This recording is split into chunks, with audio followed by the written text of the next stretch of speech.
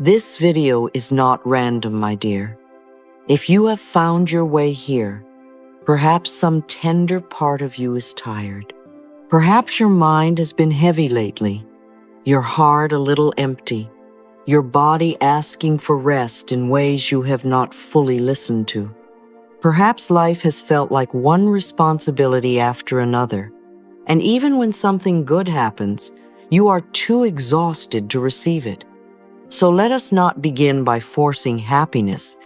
Let us begin with something much gentler. Let us begin with the breath you are taking right now. Before we speak about what is missing, before we think about what has not happened yet, before we remember the people who hurt us or the dreams that feel delayed, let us notice this simple truth. You are still here. You are breathing. Life has not finished speaking to you. There is still a little doorway called today. There is still one more chance to soften, to listen, to begin again in a kinder way. My dear, gratitude does not ask you to pretend life is perfect. It simply asks you to notice that life is still holding you. This is what these minutes are for. Not to make you deny your pain, not to tell you that everything has been easy, not to cover a wound with pretty words. Gratitude is not pretending. Gratitude is a soft lamp we bring into a room that has been dark for too long. It does not erase everything in the room, but it helps us see that the room is not only darkness. There may be a chair to rest in, a window, a flower, a breath, a small piece of hope that pain has not been able to destroy. When the heart has been hurt, it can begin to close. It may stop expecting good. It may become trained to look for what is wrong, what is missing, what might be taken away. The mind may say, I am only protecting you. And yes, perhaps it is trying. But when we live only in protection, we forget how to receive. Gratitude gently says, look again. There is still something here. Maybe it is small, but small things can be holy. The warmth of a blanket, a glass of water, a body that has carried you through more than you know, a morning light touching the wall, a chance to choose a kinder thought. Gratitude is a soft medicine for the heart and mind. It helps the mind move from I have nothing to something is supporting me now. It helps the body come out of the constant feeling of fight and defense. When you truly feel thankful, even for one breath, the shoulders may soften a little, the jaw may release, the heart may stop gripping quite so tightly. The whole being receives a message. There is good here too. Gratitude is the moment my heart remembers it is not alone. And yes, the body responds to this. When you feel gratitude, the body often begins to create a warmer inner chemistry. The mind may feel a little more hopeful. The heart may feel less alone. The nervous system may feel less like it has to guard every door. I like to think of gratitude as a language the body understands very well. When you say thank you with your whole heart, not mechanically, not to be good, but sincerely, the body hears, I am safe enough to notice what is good. This is why gratitude is not empty positive thinking. Empty positive thinking says, nothing hurts. Gratitude says, something hurts, and still there is support. Empty positive thinking says, do not feel sad. Gratitude says, I can feel sad and still notice the hand of life holding me in small ways. That is much kinder. That is much more honest. And healing loves honesty. When we are under stress, the mind often lives as if danger is everywhere. It scans. It reacts quickly. It imagines what could go wrong. It has trouble resting because it thinks resting might make us vulnerable. You may know this feeling. The body is sitting still, but the mind is running. The day is quiet, but inside there is an alarm. Gratitude can help turn down that alarm. It gives the mind one peaceful object to hold. It says, not everything is a threat. This moment also contains care. You cannot be deeply grateful and completely swallowed by fear in the exact same instant. Fear may still be near. Of course it may, but gratitude creates a little space around it, a little breathing room. You may say, I am afraid, and I am grateful for this breath. Or, I am uncertain, and I am grateful that I am not alone inside myself. Or, I am tired, and I am grateful that I can rest for a moment. This is not weakness. This is how we teach the nervous system that life is not only danger, life also brings nourishment. Say softly, I allow gratitude to calm my mind and soften my body. Do not rush the words. Let the body hear them. I allow gratitude to calm my mind and soften my body. Perhaps nothing dramatic happens. That is all right. Healing often enters quietly. Maybe the breath becomes a little deeper. Maybe the face softens. Maybe the heart feels one small moment of relief. Let that be enough. Everything begins in the heart. Many people think, if I had more money, more success, more attention, more recognition, more love from someone else, then I would feel full. And sometimes outer good does bring comfort. Money can help. Love can bless us. Success can open doors. But if the heart is closed, if the mind is filled with resentment, comparison, self-blame, and bitterness, then even good things may not feel like enough. The cup may be full on the outside, but the soul still feels thirsty. True wealth begins when the heart can recognize good.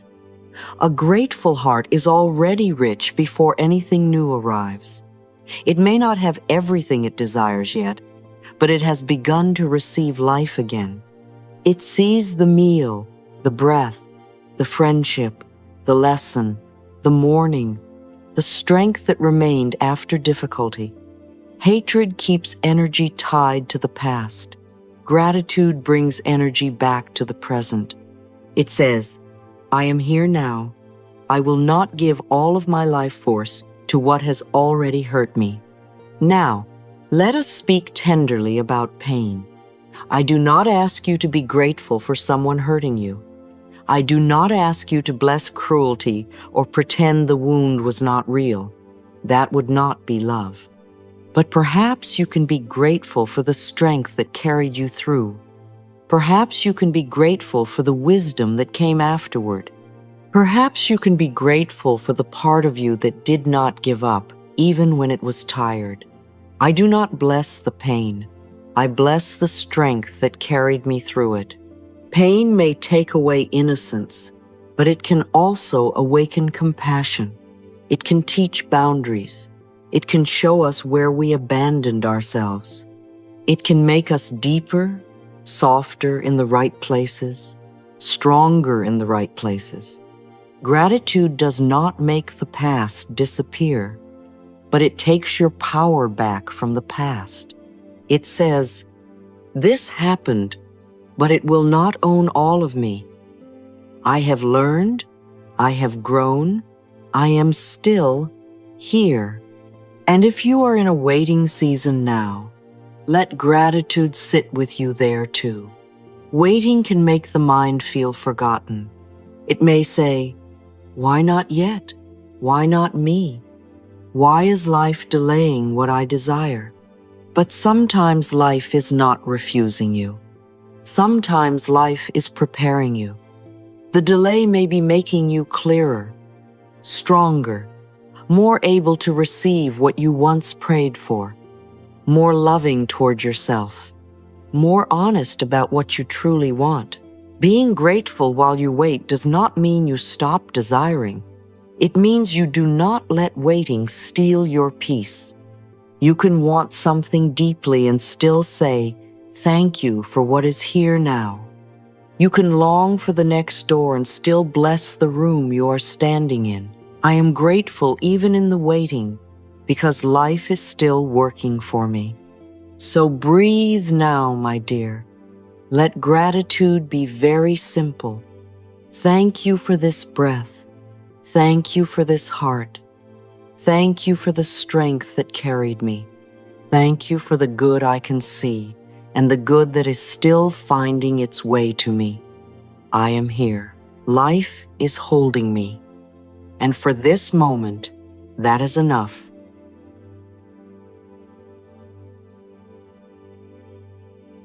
Let us become very quiet for a moment, my dear, and let gratitude come to us like warm water over tired hands. You do not have to make yourself feel anything. You do not have to be cheerful. You do not have to become suddenly bright or spiritual or perfect. Just let your shoulders drop a little. Let the jaw soften. Let the tongue rest in the mouth. Place one hand over your heart or over your belly if that feels kinder today. Take a slow breath in, and as you breathe out, imagine that every word of gratitude is not something you must perform, but something that gently waters the dry places inside you. We are not rushing. We are not forcing the heart to open. We are simply sitting with it and saying, "Dear heart, perhaps there is still good here. Perhaps life has been holding me in ways I forgot to notice." And now, very softly, let us begin with the body. Thank you, my body, for carrying me through this life. Say it slowly, as though you are speaking to an old friend who has never left you. This body has breathed for you when you were not paying attention. It has risen from beds, walked through rooms, held tears, swallowed words, endured pressure, and still tried to heal. Perhaps you have judged it. Perhaps you have looked at it in the mirror and only noticed what you thought was wrong. Perhaps you have pushed it when it was tired, criticized it when it changed, ignored it when it whispered, and only listened when it had to shout. And still, here it is, still breathing, still carrying you, still doing its best to bring you into another day. So place your hand somewhere on the body and say, "Thank you.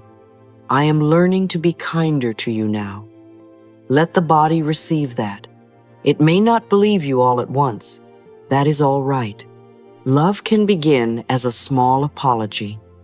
Love can begin as one kind sentence. "Dear body, thank you for staying with me." Now let your hand remain on the heart and say, "Thank you, my heart, for still being able to love." This is a beautiful thing, my dear.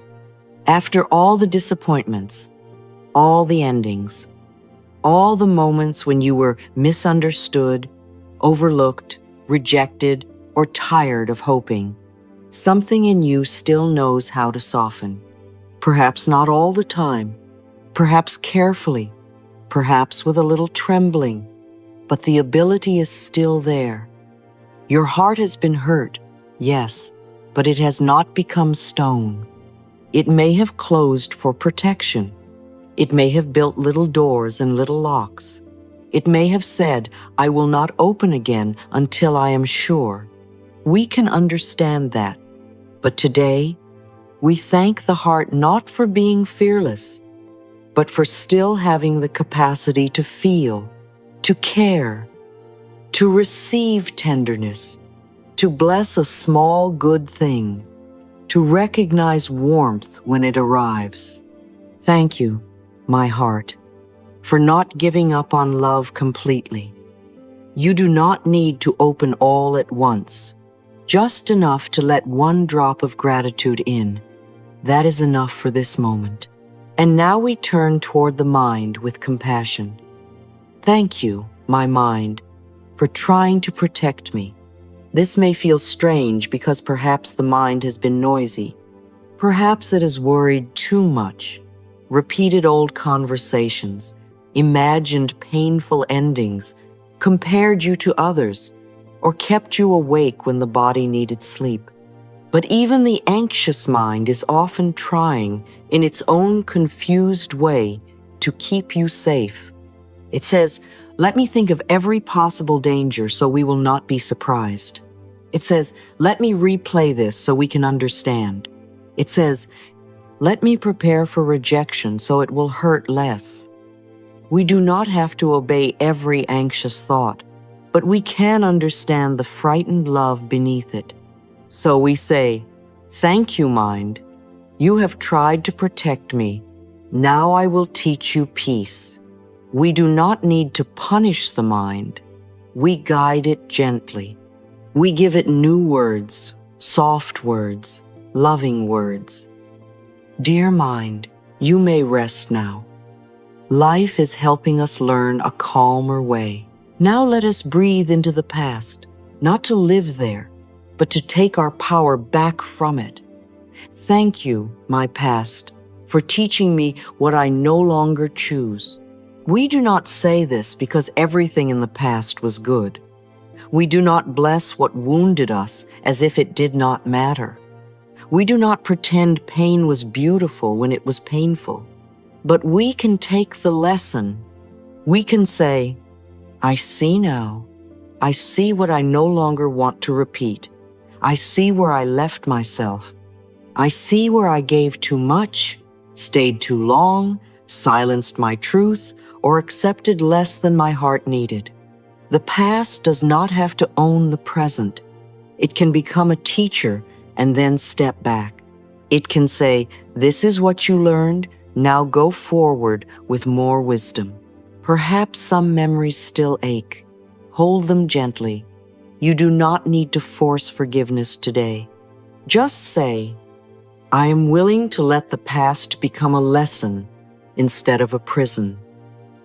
My past taught me, but it does not have to lead me anymore. And now, with a soft breath, say, thank you, every closed door, for redirecting me. Oh, this one may be tender. Some closed doors felt like rejection. Some felt unfair. Some made you cry. Some made you question your worth. Some made you say, why not me? But sometimes a closed door is life placing a hand on your shoulder and saying, not this way, darling. Sometimes what did not happen protected you from a path too small for your spirit. Sometimes the person who left had completed their part in your story. Sometimes the opportunity that did not open would have taken more from you than it gave. We do not always see this immediately. The heart may need time, but today, perhaps we can leave a little room for the idea that life has redirected us with love more than once. Thank you, life, for the doors that closed because they were not truly mine. Something in me is being guided, even when I do not understand the timing. Now let us become very simple, very ordinary, very present. Say, thank you, every small blessing I once overlooked.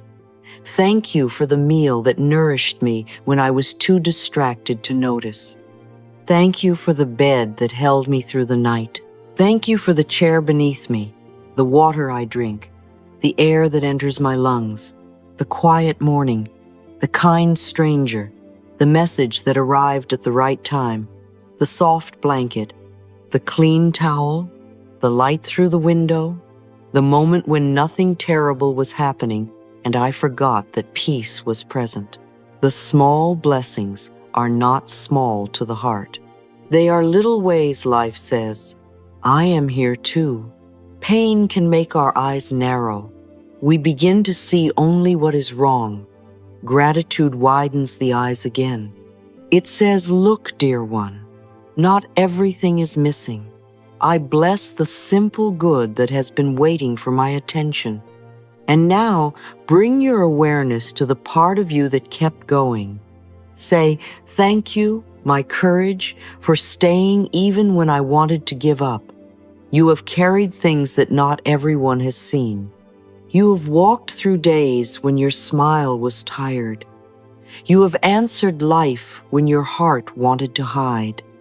You have begun again after disappointment. You have rested and then returned. You have cried and then breathed. You have not always known how, but somehow you came to this moment. That is courage. Not always loud, not always heroic in a way others can applaud. Sometimes courage is getting through the afternoon. Sometimes courage is not sending the message. Sometimes courage is going to sleep instead of hurting yourself with more thoughts.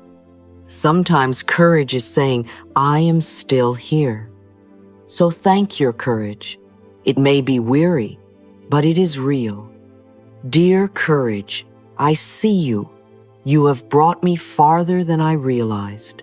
Now say, "Thank you, life, for giving me another chance to begin again." Every morning is a kind of invitation, not a demand for perfection, not a test of whether you have healed enough, just an invitation.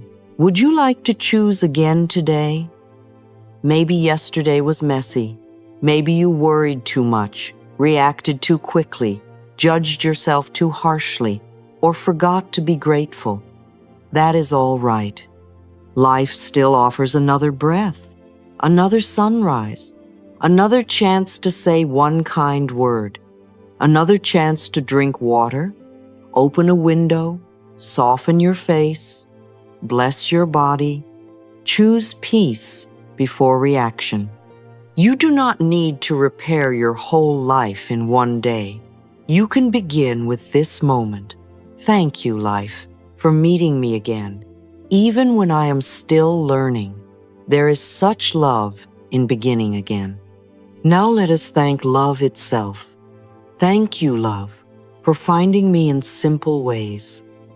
Love does not always arrive as a grand romance or a dramatic rescue. Sometimes love comes as sunlight on your face. Sometimes as a friend who remembers you. Sometimes as a small kindness from someone you barely know. Sometimes as the body healing a little while you sleep. Sometimes as a song that touches the heart. Sometimes as a little strength you did not think you had. Sometimes love comes as the courage to say no. Sometimes love comes as rest. Sometimes love comes as a quiet thought. I deserve tenderness. Do not make love too narrow, my dear. If you only look for it in one form, you may miss the many forms in which life has been loving you all along. Love is here in simple ways, and I am willing to notice. And now, very gently, say, "Thank you, universe, for supporting me in ways I can and cannot see." Not all support is loud.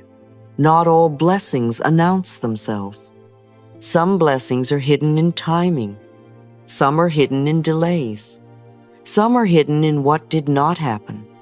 Some are hidden in the person you did not meet, the road you did not take, the answer that did not come until you were ready to receive it. There are quiet protections, quiet rearrangements, quiet openings. Life may be doing more for you than your worried mind can measure. So today, let us trust a little more. Let us say, "Thank you for what I see, and thank you for what is still unseen. Thank you for the help that arrives in visible and invisible ways. Thank you for guiding me, even when I do not yet understand the path. I am supported by life in ways known and unknown." Now take a slow breath. Feel all 10 thank yous resting in the body. Thank you, my body. Thank you, my heart. Thank you, my mind. Thank you, my past. Thank you, every closed door. Thank you, every small blessing. Thank you, my courage. Thank you, life. Thank you, love. Thank you, universe. Let them not be a list, but a circle of tenderness around you. A circle that says, you have not been alone. Even in difficult seasons, something has been carrying you. Even when you did not notice, life was offering little pieces of support. You may want to whisper now, I am willing to see the good. Not all the good at once, just one piece, one small blessing, one memory of strength, one sign that your heart is still alive. Gratitude grows when we give it a little attention. And as it grows, the heart becomes less defended. The mind becomes less trapped in lack. The body learns that it can soften. This is healing, my dear. Not forced joy, not pretending, just the slow return of the heart to the truth that life still gives. If tears come, let them come. Tears do not mean you are ungrateful. Sometimes tears are the way gratitude enters a heart that has been holding too much. Sometimes the first feeling is grief, because you realize how long you have been trying to survive without noticing how much support was here. Let the tears wash the inner windows. Let them make room for softness. You are safe with yourself now. Say softly, gratitude is teaching my heart how to receive again. Let that be enough. You do not need to become joyful immediately. You do not need to finish this moment feeling transformed. A little opening is precious. A small softening is precious. One honest thank you is precious. And if you would like, before you sleep tonight, choose just one of these thank yous. Not all 10, just one. Maybe your body needs to hear, thank you for carrying me. Maybe your heart needs to hear, thank you for still being able to love. Maybe your courage needs to hear, I see how much you carried today. Speak it slowly. Let it become a small prayer, a small medicine, a small return. My dear, gratitude does not ask you to deny what has hurt you. It asks you not to forget what has helped you. It asks you not to let pain become the only story. It asks you to notice that breath is still here, love still appears, courage still remains, and life still offers beginnings. So rest in this for a moment. You are here. You are held. You are learning to receive again. And all is well in this breath. And now, my dear, I want to leave you with a very simple practice. At the end of each day, write down 3 things you appreciate. Not in a hurried way. Not just, I am grateful for my home, my body, my life. And then close the book. Go a little deeper. Let the heart tell you why. You might write, I am grateful for the warm water I drank this morning because it reminded me that my body deserves care. Or, I am grateful for the quiet moment near the window because, for 1 minute, I remembered that peace is still possible. When you write this way, gratitude becomes more than a list. It becomes a doorway. This little journal is not for creating a perfect life. It is for training the mind to see the good that is already here. The mind has often been trained to find what is wrong very quickly. It can find the missing thing, the mistake, the fear, the unfinished task, the old wound. So now, with love, we train it differently.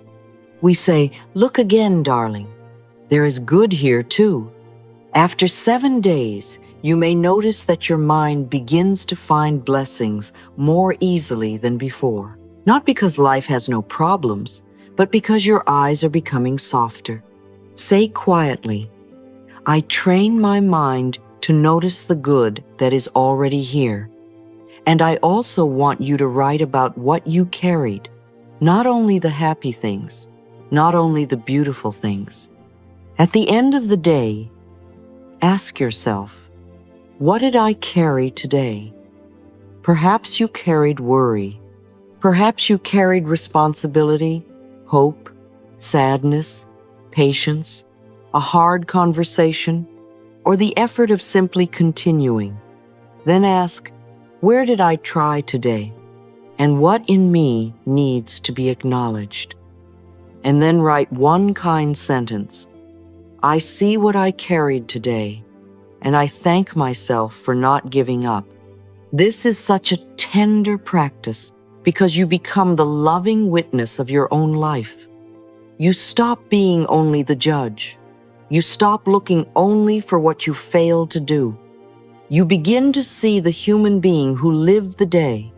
You begin to say, I see you. I know that was not easy. I honor you. And the heart softens under that kind of seeing. I am grateful for the strength I rarely give myself credit for. Now, here is a sweet little habit I love. I call it kiss your brain. You may smile at that. Place your hand gently on your head or touch your forehead with tenderness and say, thank you, my beautiful brain. Thank your brain for learning, remembering, imagining, protecting, solving, creating, and helping you live. If your brain is worried too much, do not hate it. It has been trying to keep you safe. It only needs to be taught again with love. You might say at night, thank you, my brain. You have worked so hard for me. Tonight, we choose peace. Let the mind feel appreciated. Sometimes the mind fights so hard because it is asking to be noticed. When you thank it, it does not have to struggle quite so loudly. It can rest.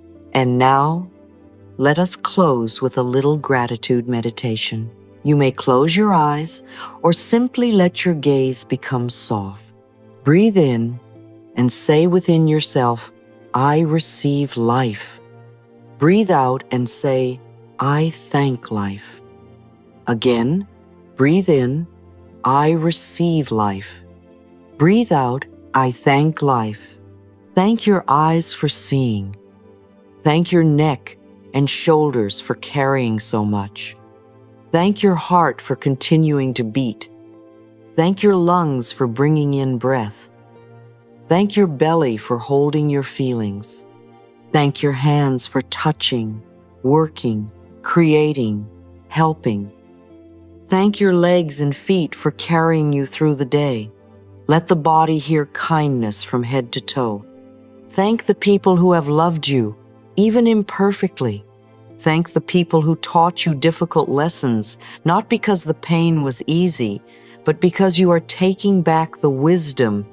Thank this room, this breath, this moment, this chance to return to life with a softer heart. Say slowly, I am grateful to be alive. I am grateful for my healing. I am grateful for the love that is already here. I am grateful for the good that is coming. My grateful heart opens the door to miracles. My dear, you do not need to have everything before you can be grateful. Begin with gratitude, and you may discover that life has given you more than pain allowed you to see. Gratitude does not erase every difficulty, but it gives you a gentle place to stand inside the difficulty. It reminds you that you are not empty, you are not abandoned.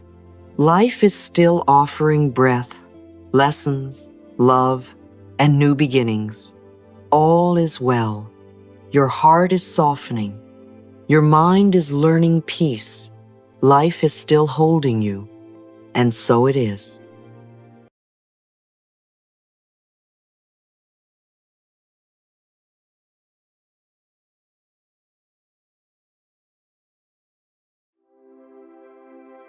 Hello, my dear. There is one truth I want to say to you very gently today. You do not have to turn healing into another reason to worry. I know how easy it is to do that. You begin wanting to understand yourself, and soon you are analyzing every feeling. You begin wanting to become peaceful, and then you become upset because you are not peaceful yet. You begin reading, listening, journaling, searching, asking, what does this mean? Why am I still triggered? Why am I not healed by now? And before long, healing does not feel like love anymore. It feels like pressure. It feels like another test you are afraid of failing. But darling, you do not have to solve yourself. You are not a problem to be fixed. Sometimes what we call healing is really worry wearing spiritual clothing. We are not resting with ourselves. We are checking ourselves. We are not listening to the heart with tenderness. We are watching it like a judge. Am I healed enough? Am I calm enough? Did I react correctly? Is this still trauma? Is this intuition? Is this a sign? Am I falling behind? The mind can take even a beautiful thing and make it exhausting when fear is in charge. So let us soften this today. Healing is not a race to become a perfect person with no difficult feelings. Healing is the slow return to safety inside yourself. You do not need to control every emotion before you are allowed to be well. You do not need to understand every wound before life can support you. You do not need to clear every old belief in 1 week. There is a deeper intelligence at work in you. Your body knows how to release in layers. Your heart knows when it is ready to soften. Life itself is arranging things in ways you cannot always see. Sometimes the most healing thing you can say is not, I must fix this now, but I am safe enough to be with myself as I am. Worry is very clever. It often disguises itself as responsibility. It says, I am only trying to prepare you. It says, I am being careful. It says, if we think about this long enough, we will finally be safe. But notice what worry does in the body.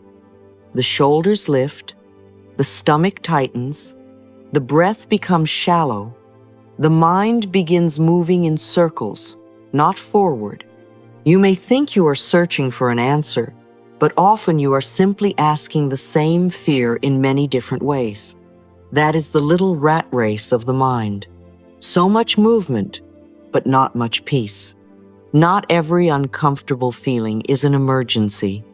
This is important. Some feelings simply want to be noticed.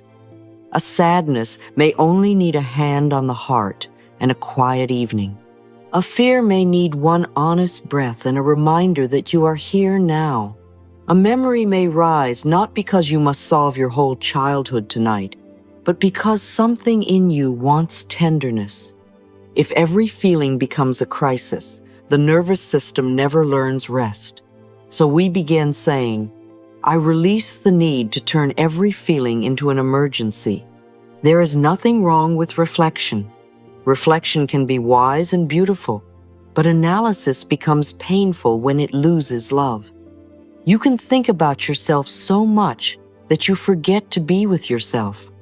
You can study your wounds so closely that you never give the wounded place warmth. Imagine a little child crying, and instead of holding the child, you stand above them with a notebook asking, where did this begin? What pattern is this? What does this mean? There may be a time to understand, yes, but first, the child needs to feel safe. Your inner world is the same. First, love. Then, understanding. The mind can become addicted to worry because worry gives the illusion of doing something. It feels busy. It feels important. It feels like control. But worry is not the same as intuition. Intuition often arrives quietly. It is clear, simple, and grounded. It may say, rest. It may say, wait. It may say, call this person. It may say, this is not right for you. Worry is different. Worry is loud. It repeats itself. It argues. It pressures. It demands an answer immediately and still does not feel satisfied when you try to give it one. When you analyze something that has not happened yet again and again, the body may begin responding as if danger is already here. Your mind is imagining, but your nervous system is experiencing. That is why you may feel tired after worrying, even though nothing has physically happened. The body has been living through every imagined outcome. So when you notice the loop, do not believe it immediately. Do not say, this must be true because it feels intense. Say gently, this is not danger. This is an old pattern asking for my attention.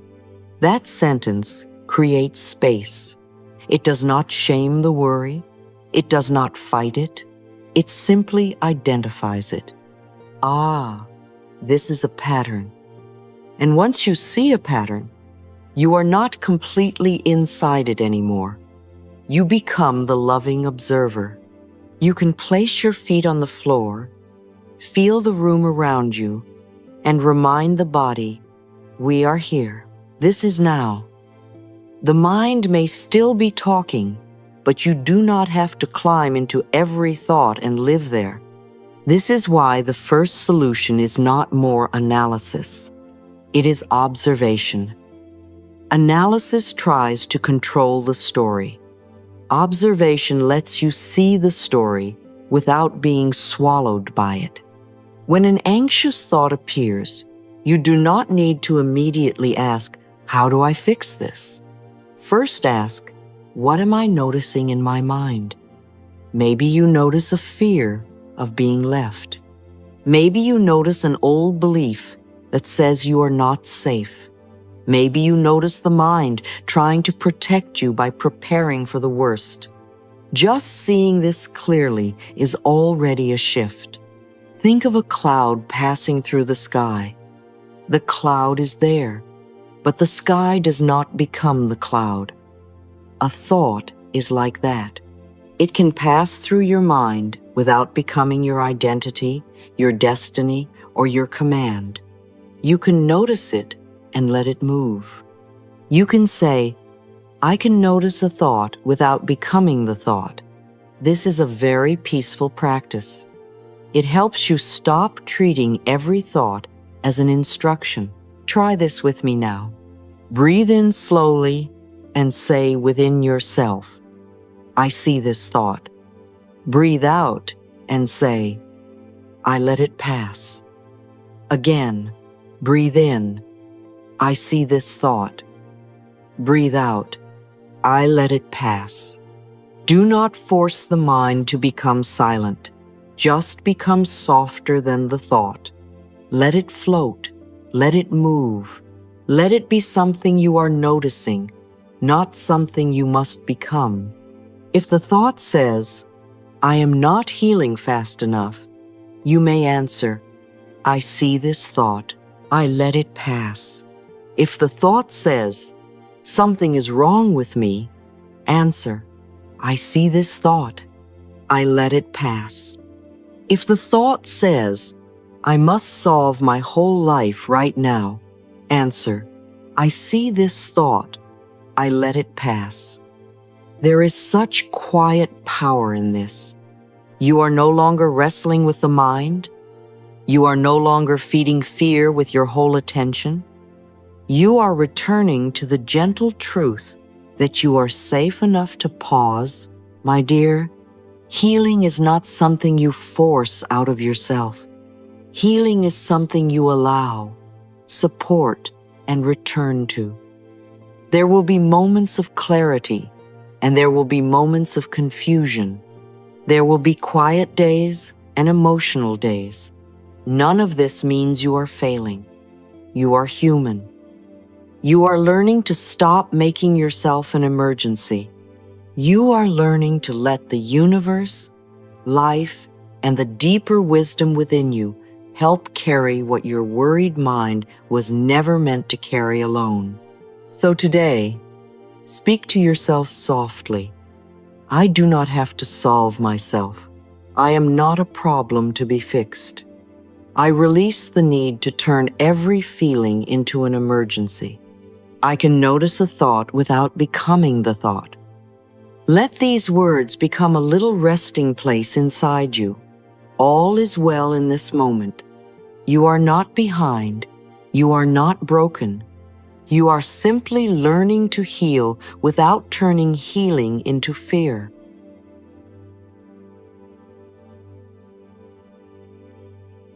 Now, my dear, let us speak about something very simple, but very freeing. Not everything that happens in your life is a bad sign. The anxious mind is very quick to take an ordinary moment and turn it into a warning. A message comes a little late, and suddenly the mind says, something is wrong. A plan changes, and the body begins to tighten. Someone looks at you in a different way, and within seconds the mind has written a whole story about rejection. You wake up with low energy, and instead of simply saying, my body needs gentleness today, the mind says, I am falling backward. I am not healing. I am losing myself again. But a moment is only a moment before the mind begins decorating it with fear. This is where we begin to reclaim our freedom. The event is one thing. The meaning we attach to it is another. A late reply is a late reply. A tired day is a tired day. A changed plan is a changed plan. Fear may say, this means I am unwanted. This means something bad is coming. This means I am unsafe. But fear is an interpreter, not a prophet, and it often interprets life through old wounds. So before you believe the first painful meaning your mind gives to a situation, pause gently and say, I let life be what it is before I decide what it means. There is great healing in that sentence. It gives life a little room to breathe. It gives your body a moment to settle before the old story takes over. You do not need to make everything mean something immediately. You do not need to turn every silence into abandonment, every delay into rejection, every low mood into failure, every mistake into proof that you are not growing. Sometimes life is simply moving. Sometimes people are simply busy. Sometimes the body is simply tired. Sometimes the weather inside you is cloudy for no dramatic reason at all. Let a thing be a thing before fear makes it a whole identity. Say softly, I no longer use my fear to explain my life. Let the words land slowly. You are not blaming yourself for having fear. Fear has probably tried to protect you for a long time. Perhaps it learned very early that it had to scan the room, predict moods, notice every shift in tone, and prepare for pain before it arrived. We can thank the fear for trying. We can even place a hand on the heart and say, I know you were trying to keep me safe. But we do not have to let fear write the whole story anymore. There are other voices inside you too. There is wisdom. There is love. There is the quiet part of you that can see more than danger. Peace does not come from controlling every detail of life. Many people wait for peace as if it lives at the end of certainty. When I know the answer, I will relax. When they explain themselves, I will feel safe. When the plan is perfect, I will trust.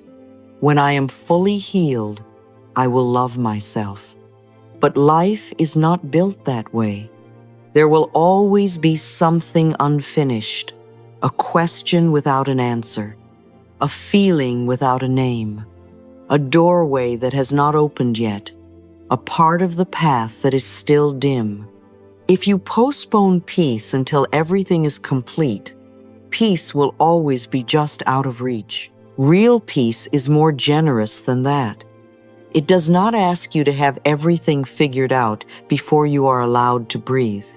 Real peace says, "Can I be kind to myself in the middle of the unknown?" It says, "Can I soften while the answer is still forming?" It says, "Can I be unfinished and still belong to myself?" My dear, you can be in process and still be lovable. You can have questions and still be safe. You can have an emotional day and still be healing. You can be learning and still be worthy of tenderness. I can be unfinished and still be at peace. Let that be a new permission. You do not have to become a perfectly healed person to deserve a gentle life.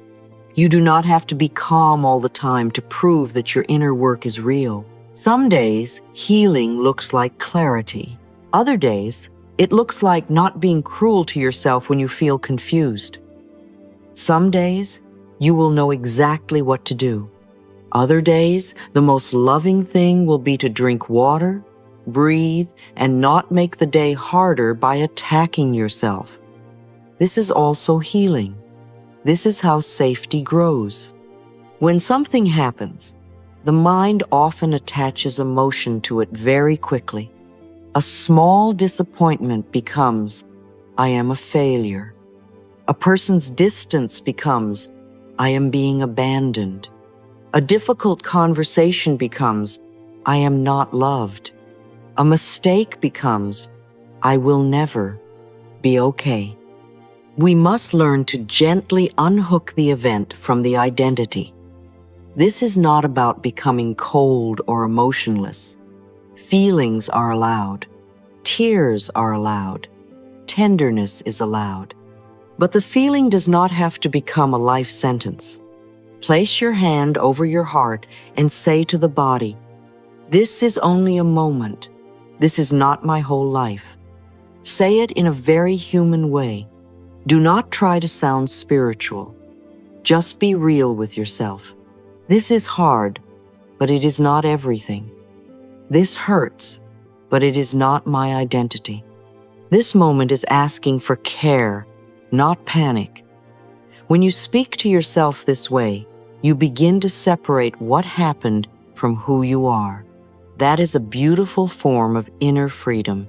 This situation is not my identity. Think of how many times in the past you believed a painful moment meant everything was over. Yet you are here. Life continued. You learned, you changed. Doors opened that you could not imagine at the time. You survived days you thought would break you. So perhaps today's difficulty does not need to become a prophecy. Perhaps it is simply a weather pattern moving through your sky.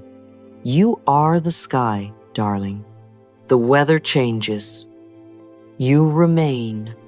And this means you do not need to wait for the outside circumstance to change before you are allowed to feel a little peace. Of course, there are real things to handle in life. We are not pretending otherwise. Bills may need to be paid.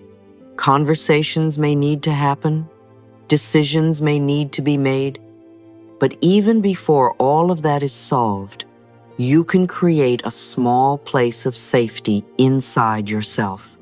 A little room in the heart where you say, "I am here. I will not abandon myself. I can take the next step when it is time." The mind has habits, just as the body has habits. It can learn to check, analyze, imagine, predict, blame, and rehearse the worst, because at some point this felt like protection. If you have lived with anxiety for a long time, the mind may not feel familiar with calm. Calm may even feel suspicious. So when you begin to worry less, a part of you may ask, But are we being careless? Shouldn't we keep thinking about it? That is the old pathway. It is not evil. It is just worn from use. When you notice yourself entering the loop, stop with kindness. Do not scold the mind. Scolding only creates another layer of fear. Say, I see what is happening. You are checking again. You are trying to predict again. You are imagining the conversation, the outcome, the mistake, the rejection. You are not bad for doing this. You are simply walking an old path, and now, very gently, you may choose another one. Say, this is not happening right now. This is only a story my mind is writing. I can close the book. This send, a thought repeated many times, does not become true simply because it is familiar. This is important. The mind may say the same thing again and again. You are not safe. You will be left. You are behind. Something is wrong. You must fix this now. Repetition can make a thought feel powerful, but repetition is not proof. It only means the mind has practiced that thought. And anything practiced can be gently unpracticed. I am free to choose a new inner path. Imagine the old anxious thought as a path through a field.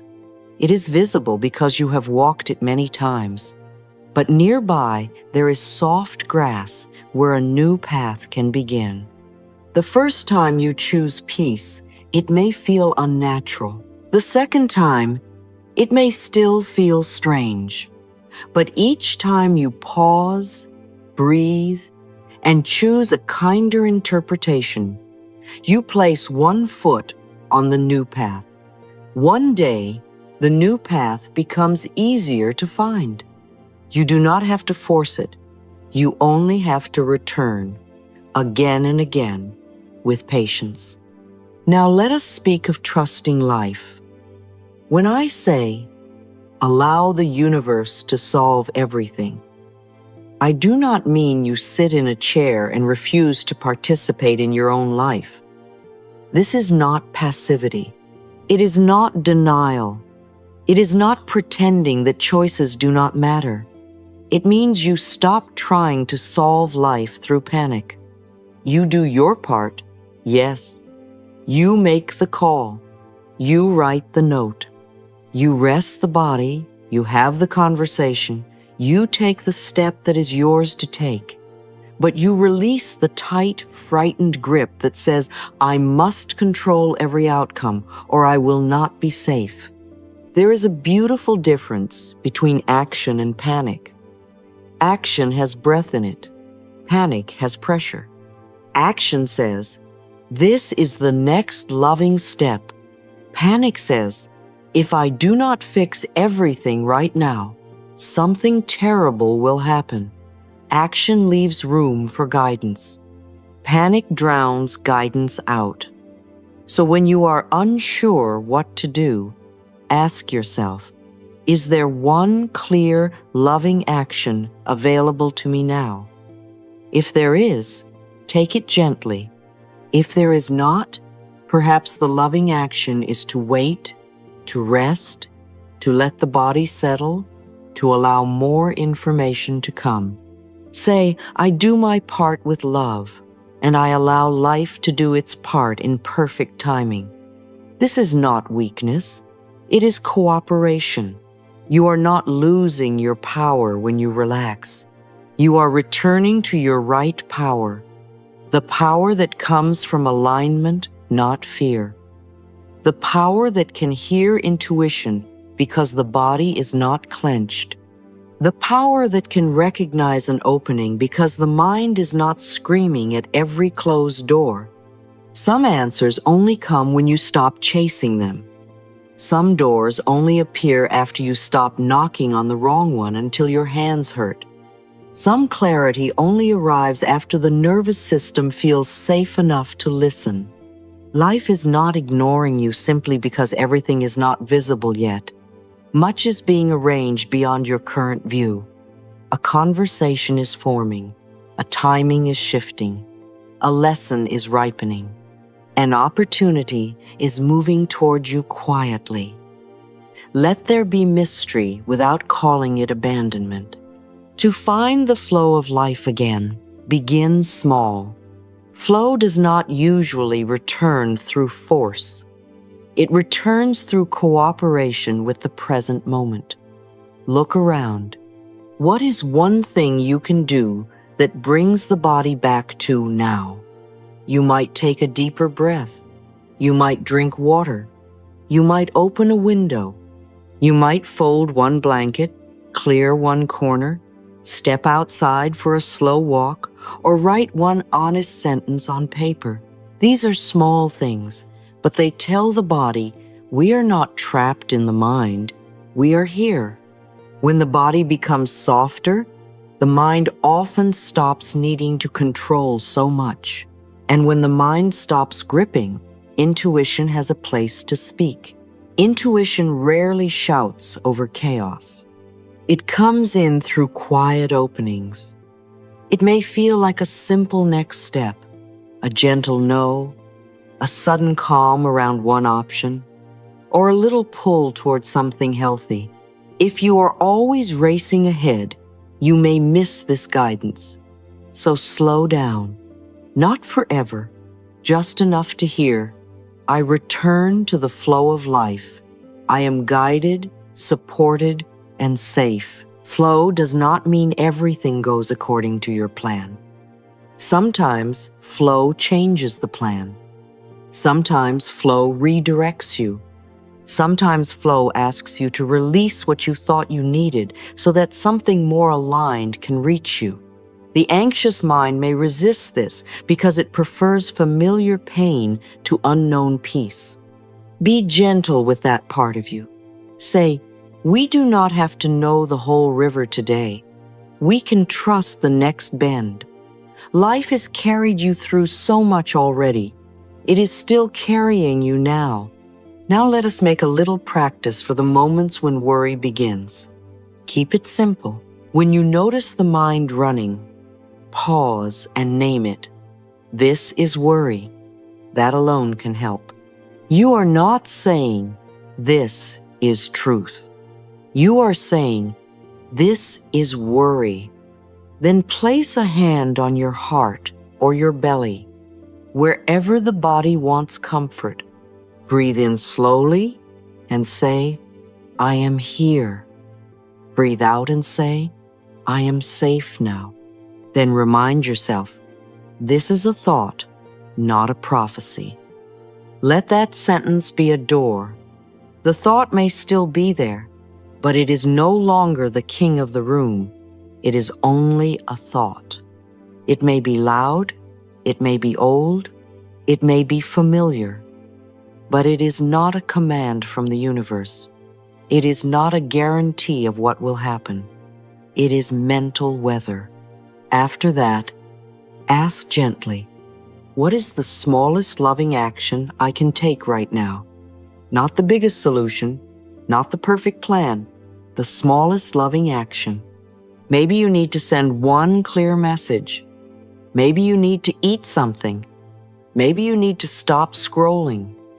Maybe you need to write down the worry and close the notebook. Maybe you need to go to sleep because the mind is trying to solve tomorrow with a tired body. And if there is no action to take, then let it be. Not everything needs to be solved tonight. There is a great softness in learning to leave some things alone. The anxious mind thinks leaving something alone means danger, but often leaving something alone is how wisdom gets room to grow. You do not dig up a seed every hour to see if it is becoming a flower.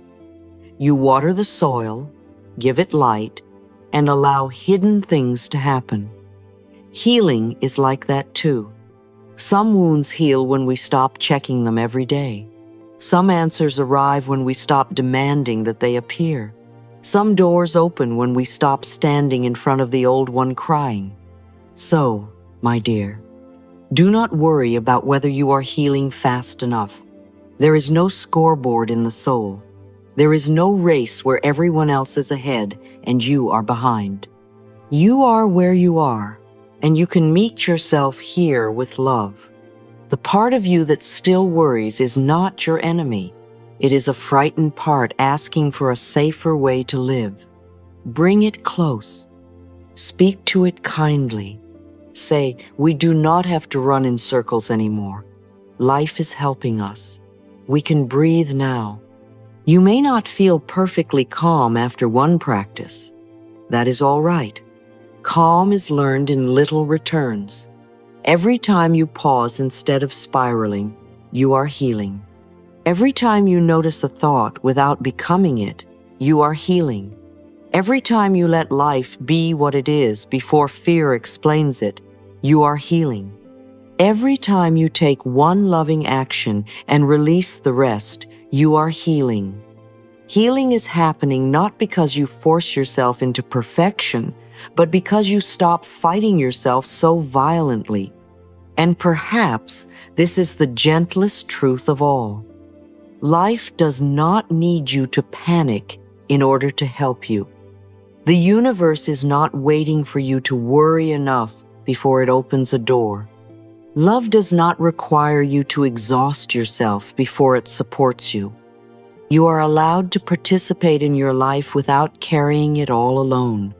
You are allowed to do your part and let the rest unfold. You are allowed to say, I cannot fix everything with my mind, and I do not need to. If you are ready to release worry and trust the flow of life, write in the comments, I allow life to solve everything with love. Let it be a gentle promise to yourself. Not a promise that you will never worry again, but a promise that worry will no longer be your only way of relating to life. You are learning a new way, a softer way, a wiser way. Now say this with me. I release worry. I trust life. I allow the universe to solve what my mind cannot fix. All is well in my world. Say it slowly enough for the body to hear. I release worry. I trust life.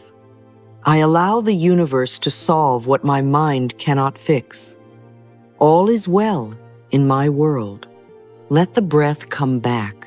Let your shoulders drop. Let the jaw soften. You do not have to solve yourself tonight.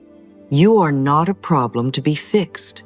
You are a living soul learning safety. You are allowed to be unfinished and still be loved. You are allowed to have questions and still be guided. You are allowed to rest before the answer arrives. You are safe, my dear. Your healing is unfolding. Life loves you, and so it is.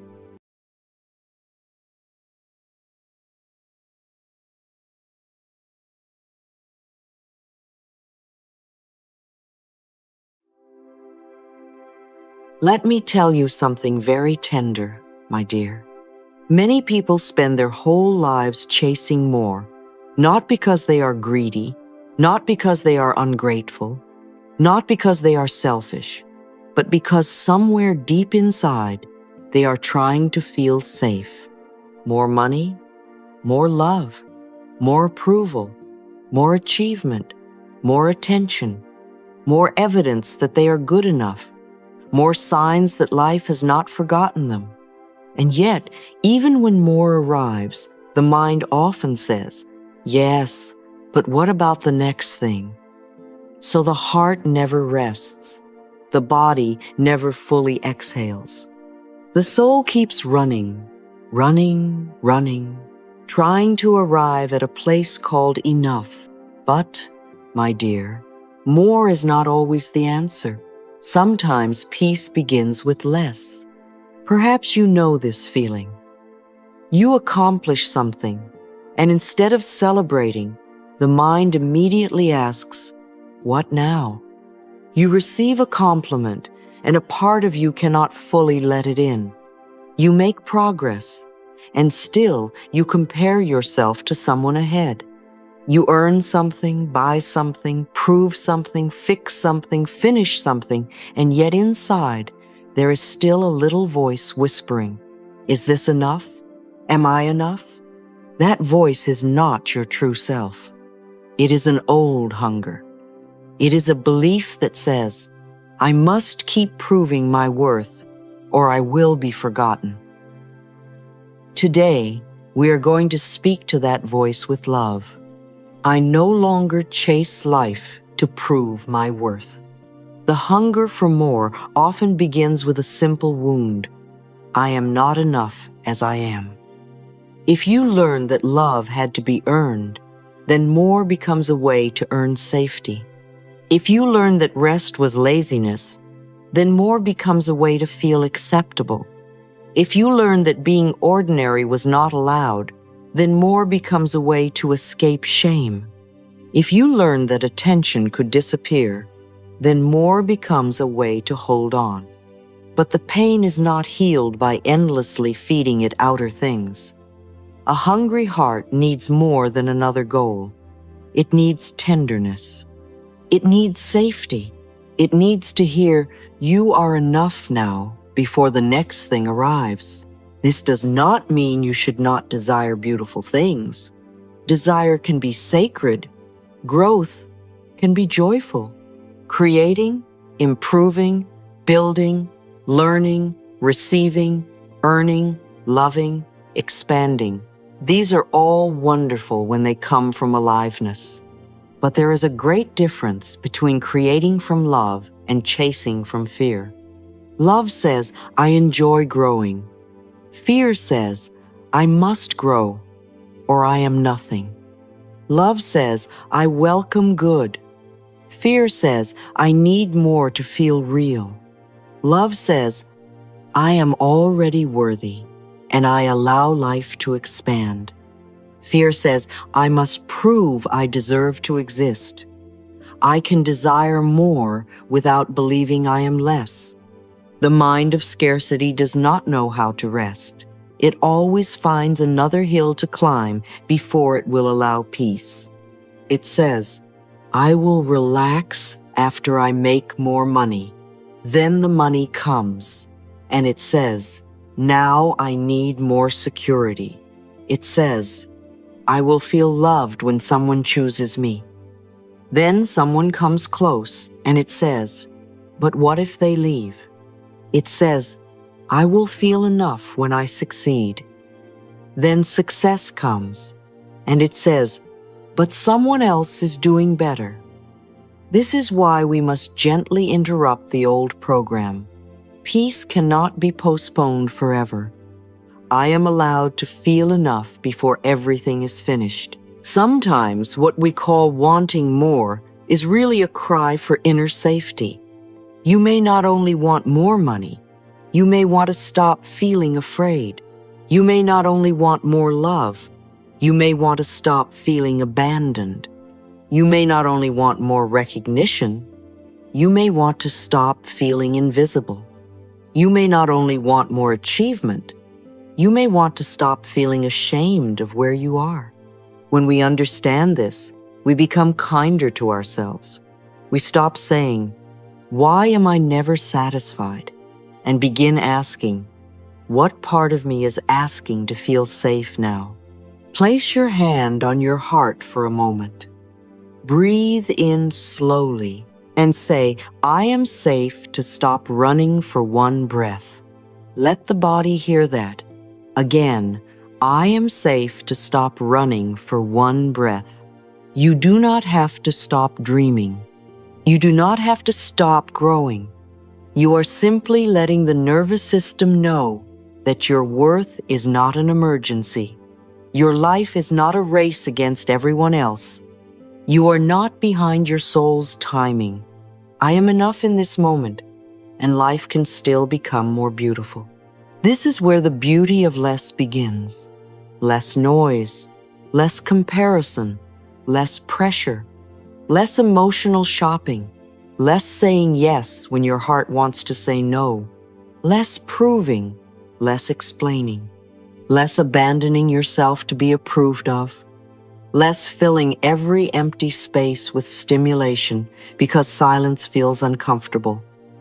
When you remove what drains you, something holy returns: space, breath, clarity, peace, the simple feeling of being with yourself without needing to become someone else immediately.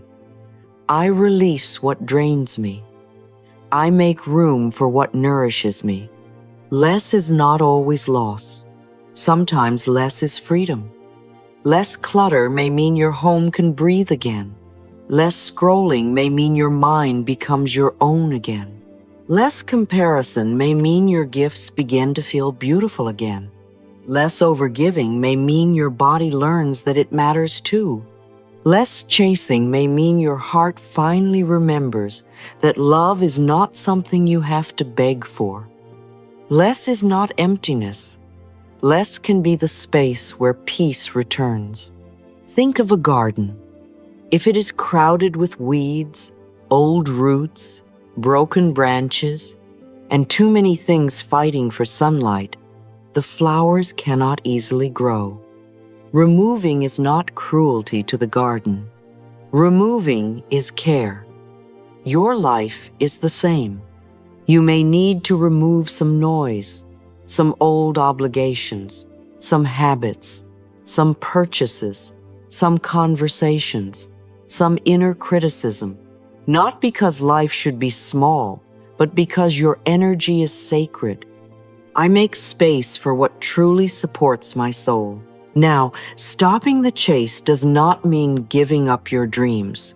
Please hear that clearly. You can have dreams. You can create. You can build. You can welcome abundance, love, healing, beauty, and success. But you no longer have to chase them from panic.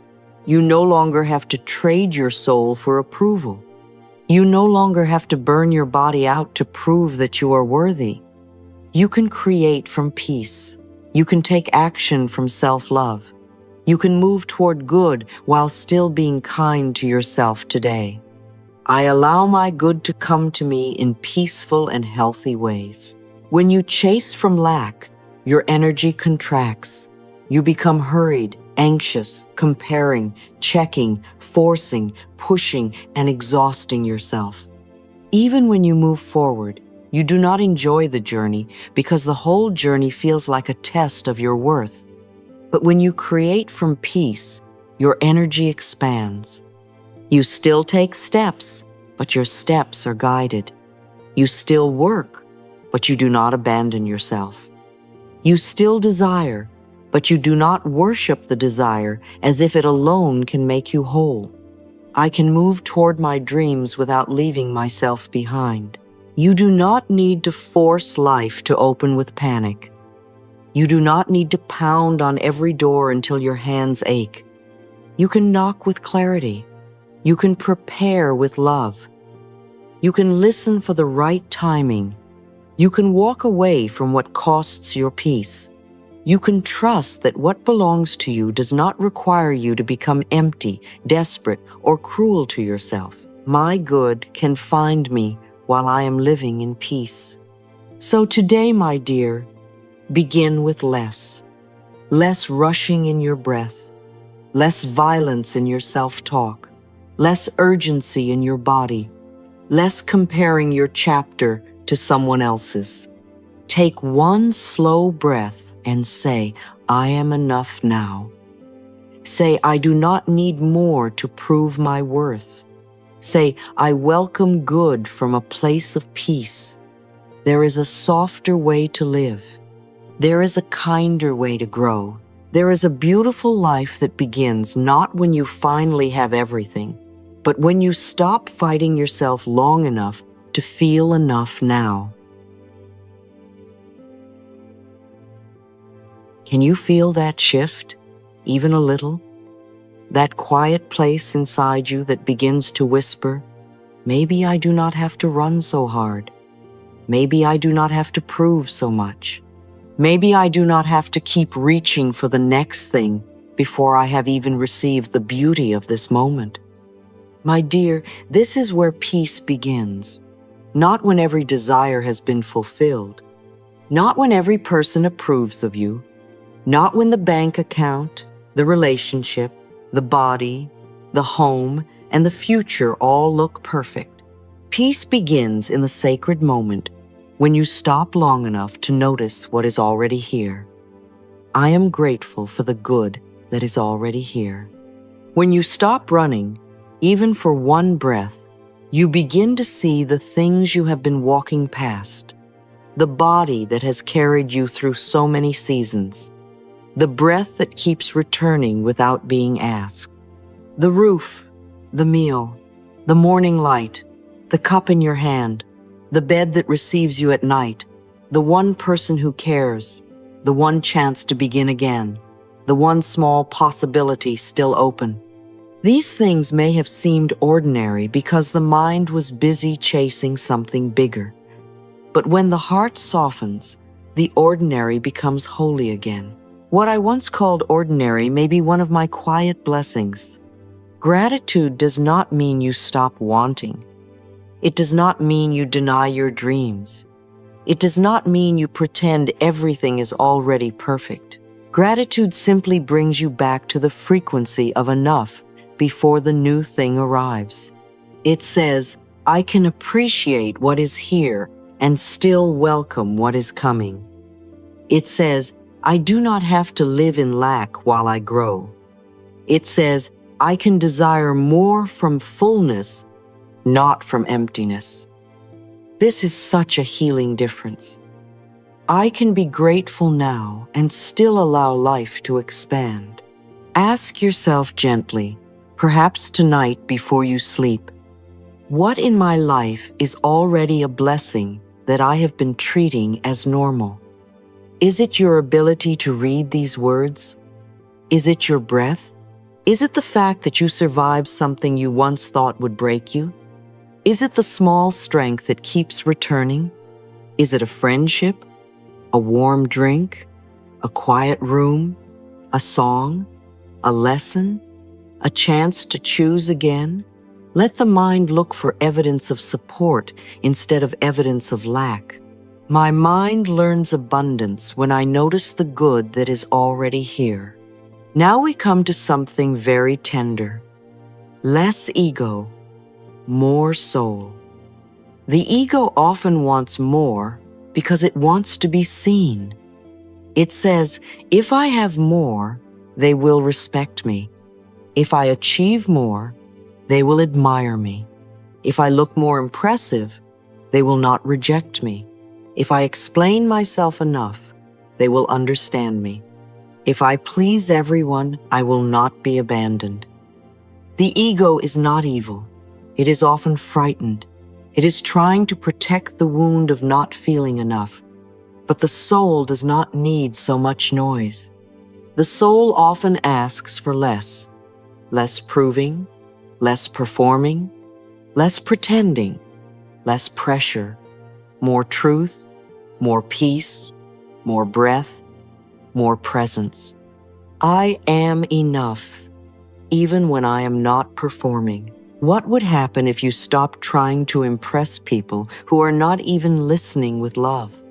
What would happen if you explained yourself less to those committed to misunderstanding you? What would happen if you stopped carrying roles that no longer fit the person you are becoming? The role of the strong one who never needs anything. The role of the easy one who never says no. The role of the achiever who must always be excellent. The role of the healer who is never allowed to be tired. The role of the pleasant one who smiles while the heart is breaking.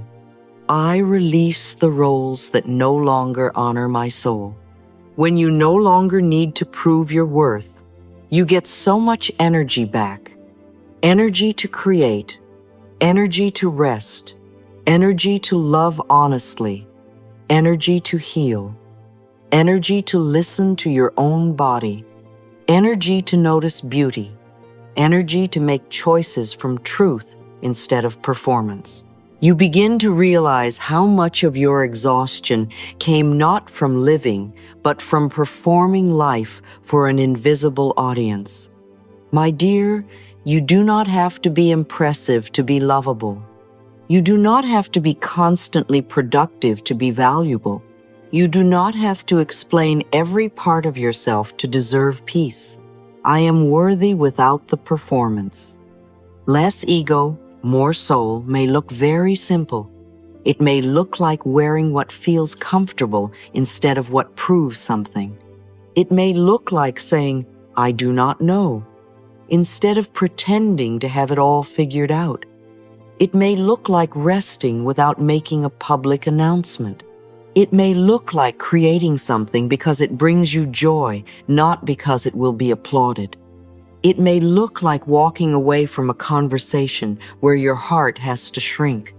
My soul is not here to perform.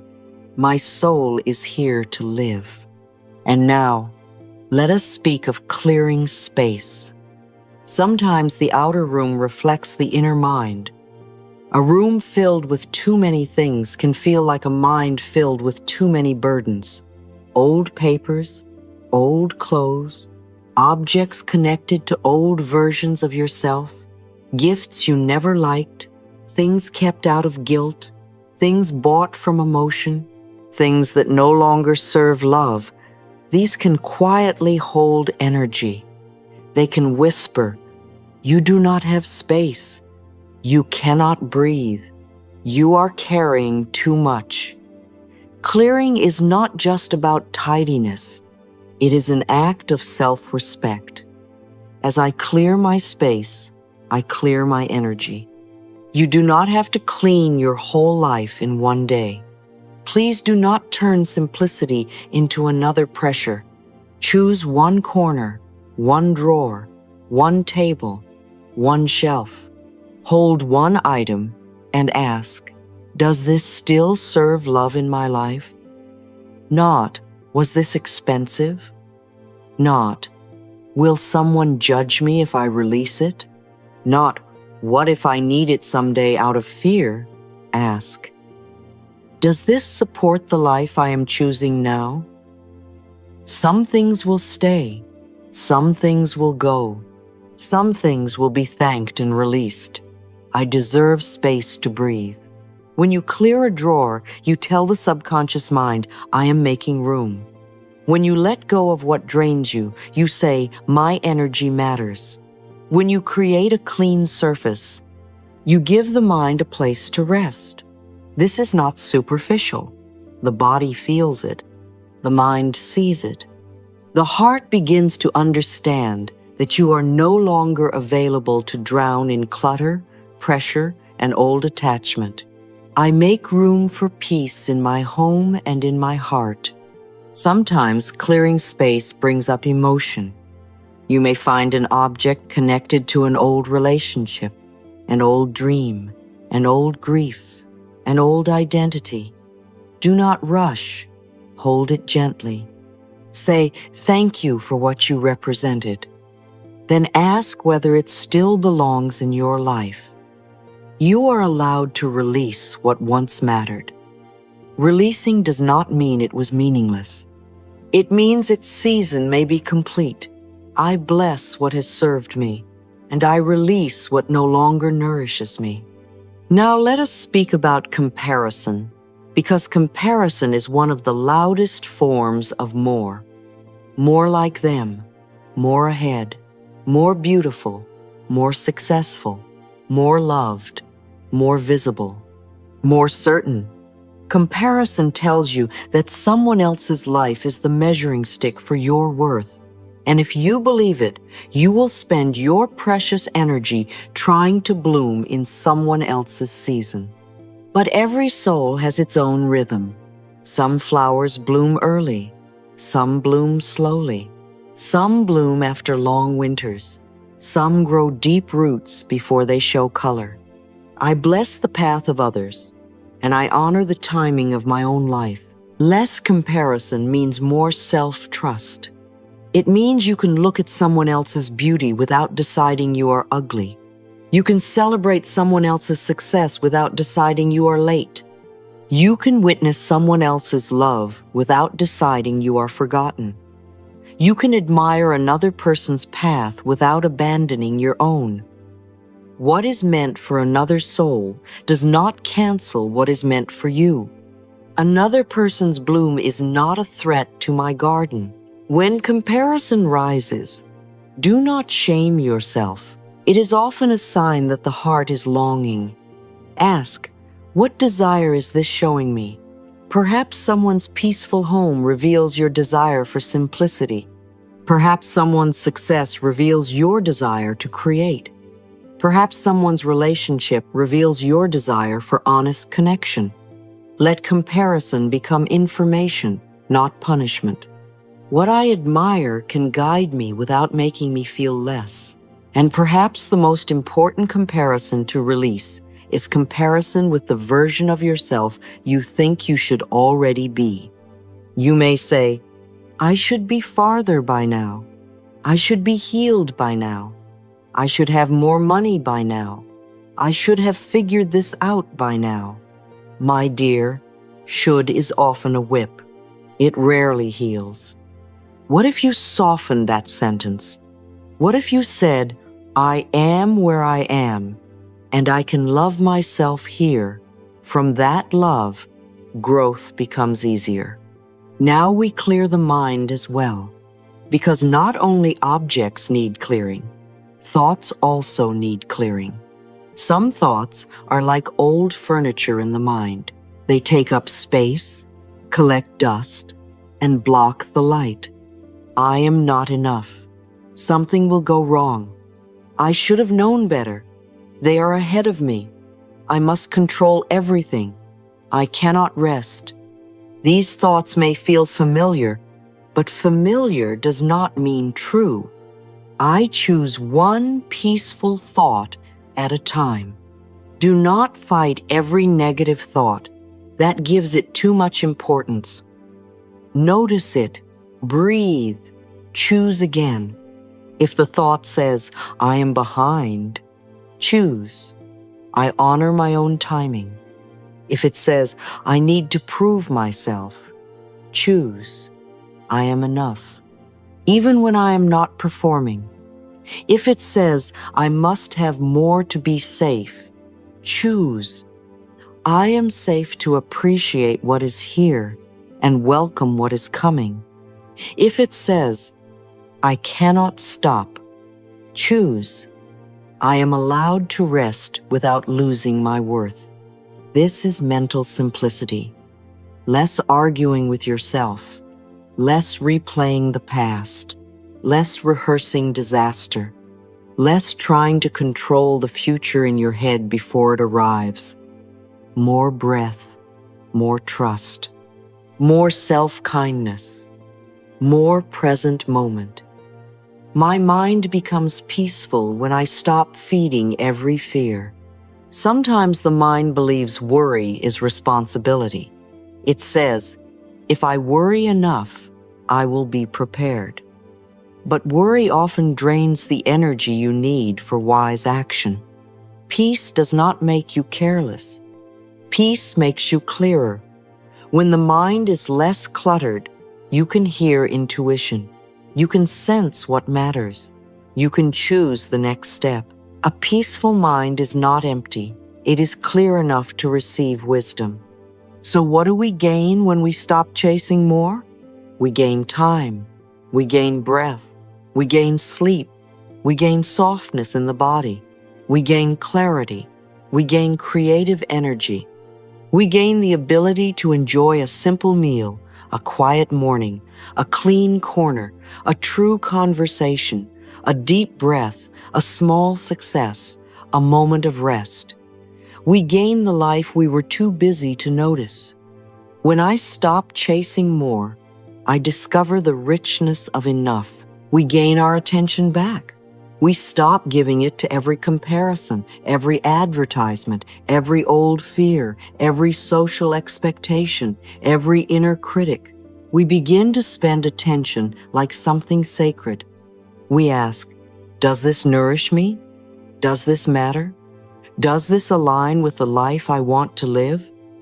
And if it does not, we bless it and release it. My attention belongs to what supports my peace.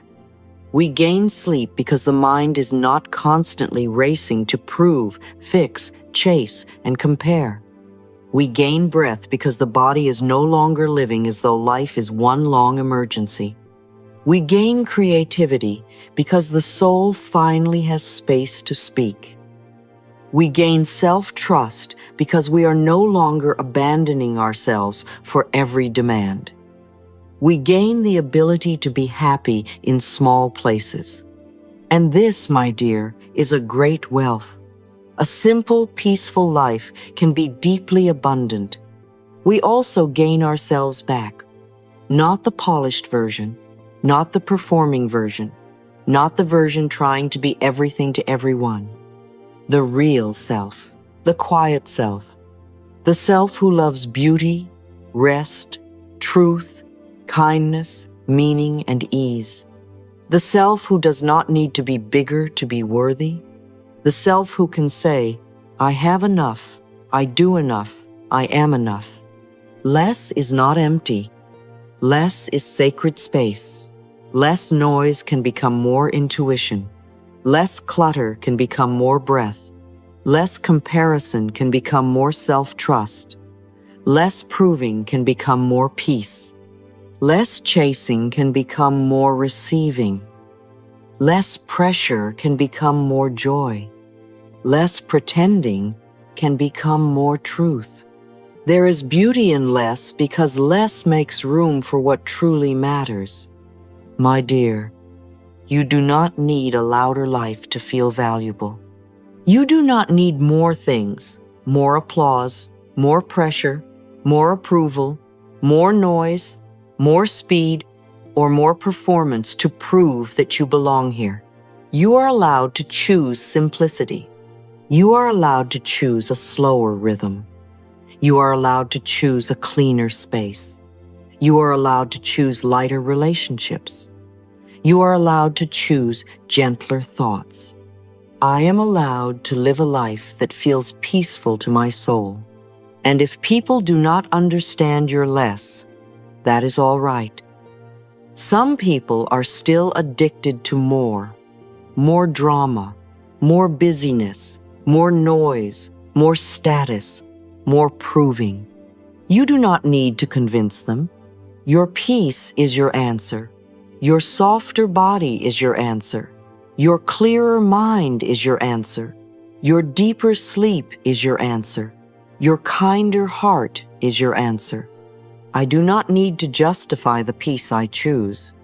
So today, choose one less criticism, one less unnecessary yes, one less scroll that makes you compare, one less object you keep out of guilt, one less story that says you are behind, one less attempt to prove your worth, and choose one more of what nourishes you, one more breath, one more thank you, one more kind sentence, one more clear boundary, one more moment of being present with the life you already have. I release what drains me and welcome what restores me. Now, place your hand on your heart and say softly, I have enough. Breathe, I do enough. Breathe, I am enough. Let the words move through the body. Say, life supports me in simple and beautiful ways. Again, life supports me in simple and beautiful ways. You do not have to force yourself to believe it all at once. Just let the words enter like sunlight through a small window. All is well, my dear. There is beauty in less. There is peace in enough. There is richness in the simple breath you are taking now. You are not behind. You are not empty. You are not incomplete. You are allowed to grow from fullness, not from fear. You are allowed to welcome more without rejecting what is already here.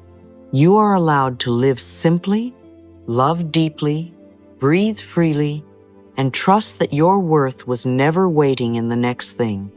Before you leave, my dear, take one more quiet moment with me. Do not rush back into the noise yet. Place one hand over your heart. Let your shoulders soften and breathe as though you are finally allowed to stop proving. Let these words meet the part of you that has been chasing, comparing, worrying, and wondering whether you are enough. Say softly within yourself, I am enough now. I do not need to become louder, busier, richer, thinner, more impressive, or more approved of before I can love myself. I am allowed to feel enough in this very moment. I welcome growth, but I do not grow from self-rejection anymore. I grow from love. I grow from peace. I grow because life within me is always expanding beautifully. I release the need to chase more in order to prove my worth. My worth is not waiting in the next achievement. My worth is not hidden inside someone else's approval. My worth is not measured by comparison. I was born worthy. I am worthy while resting. I am worthy while learning. I am worthy while healing. I am worthy before the next thing arrives. I am grateful for the good that is already here. I bless my breath. I bless my body. I bless the home that shelters me. I bless the food that nourishes me. I bless every small kindness, every lesson, every new beginning, every quiet sign that life is still supporting me. I notice the ordinary miracles I once passed by. I release what drains me. I make room for what nourishes me. I release clutter in my space, clutter in my thoughts, clutter in my relationships, and clutter in my spirit. I do not need to carry what no longer belongs to my peace. I am allowed to choose simplicity. I am allowed to choose a slower rhythm. I am allowed to choose a life that feels honest to my soul. I bless the path of others, and I honor the timing of my own life. I do not need to compare my season to anyone else's. I am blooming in my own way, in my own rhythm, in my own sacred timing. Another person's light does not take away mine. I choose one peaceful thought at a time. I do not need to solve everything today. I do not need to become perfect today. I only need to return to love, one breath at a time. And now, say this with me. I have enough. I do enough. I am enough. Life supports me in simple and beautiful ways. All is well. There is beauty in less. There is peace in enough. And so it is.